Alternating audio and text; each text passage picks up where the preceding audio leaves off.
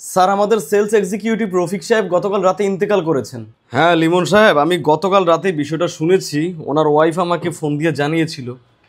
লোকটার জন্য আসলে খুবই খারাপ লাগে। লোকটা অমায়িক এবং অনেক ভালো মনের একজন মানুষ ছিল।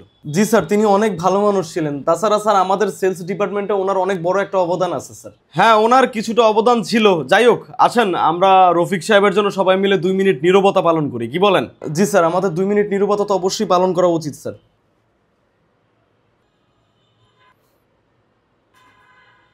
তো নীরবতা পালন শেষ। এবার আপনারা সবাই যান, যে যার যার ডেস্কে বসেন, কাজগুলো শেষ করেন। স্যার, দুপুর 2টায় ওনার জানাজা স্যার, তাই আমরা সবাই মিলে চাচ্ছিলাম যে ওনার জানাজায় যেতে স্যার। আপনি কি বলেন? হ্যাঁ, যাওয়া যায়, তবে সেক্ষেত্রে আপনারা তো অলরেডি চলে আসছেন অফিসে, আপনাদের আজকে হাফ ডে কাউন্ট হবে। স্যার, আমাদের একজন কলিগ ইন্তেকাল করেছে স্যার। স্যার, আর আপনি হাফ ডে নিয়ে পড়ে আছেন? আরে ভাই, আমার কোম্পানি দেখে আমি আপনাদের জন্য হাফ ডে কাউন্ট করি। আপনি যদি অন্য কোম্পানিতে যাইতেন তাহলে আপনাদের ফুল ডেতেই আপনাদের অ্যাবসেন্ট দিয়ে দিত, বুঝতে পেরেছেন?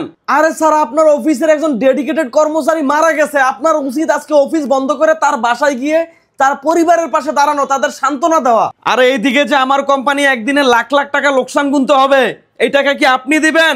আপনারা দিবেন এই টাকা, নাকি রফিক সাহেব কবর থেকে উঠে এসে আমার এই টাকা দিবে? বলেন আমাকে। আরে বাঙ্গির পুত, তোগোর মধ্যে কি মানবতা বলতে কিছু নাই রে?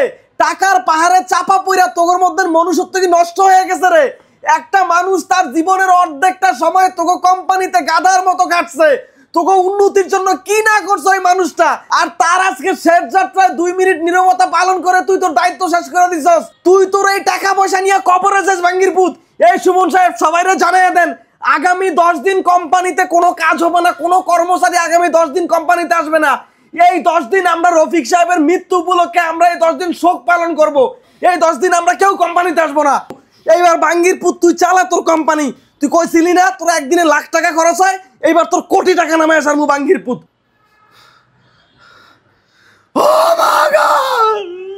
আপনারা হয়তো অনেকেই এই কন্টেন্টের শেষে হাসি খুঁজছিলেন, হাসি কেন নাই। আসলে এই ঘটনাটা সম্পূর্ণ সত্যি ঘটনা। শুধুমাত্র লিমন সাহেবের চরিত্রটা ওখানে ছিল না। লাস্টে লিমন সাহেব এভাবে রাগাগুলো করে নাই। কারণ হচ্ছে যে ওখানে সবাই চাকরি মানে পেটের তাগিদে জব করে, সবাই ওখানে জিম্মি, তো যার কারণে কেউ প্রতিবাদটা করে নাই। তো এই ঘটনাটা আমাকে যে পাঠিয়েছিল সে এখনও ওই কোম্পানিতে কর্মরত আছেন এবং তিনি আমাকে তার পরিচয়টা না দেওয়ার জন্য বলেছেন, এজন্য আমি পরিচয়টা দেই নাই। তো আমি বলবো যে আপনারা যারা বিভিন্ন কোম্পানিগুলোতে আছেন, এরকম অন্যায় অবিচার দেখলে আপনারা সবাই মিলে একজোট হয়ে এটার প্রতিবাদ করেন। কারণ তা না হলে আজকে রফিক সাহেবের সাথে যে ঘটনাটা ঘটেছে, এই ঘটনাটা আগামীকালকে আপনার সাথে ঘটতে পারে, আপনিও এটার শিকার হইতে পারেন। সবাই এদিক থেকে একটু সচেতন থাকেন, সবাই মিলে একজোট হন, কর্পোরেট ওয়ার্ল্ডটাকে সবাই মিলে বদলে দিই। আসলে আমরা সবাই মিলে কর্পোরেট ওয়ার্ল্ডের এই অনিয়মের বিরুদ্ধে রুখে দাঁড়াই। তো সবাই ভালো থাকবেন, সুস্থ থাকবেন। এরকম আরও নিয়মিত কন্টেন্ট দেখতে আমাকে অবশ্যই ফলো করে রাখবেন এবং অবশ্যই ভিডিওটা শেয়ার করে দিবেন। সবাই ভালো থাকবেন। আল্লাহ হাফেজ, আসসালামু আলাইকুম।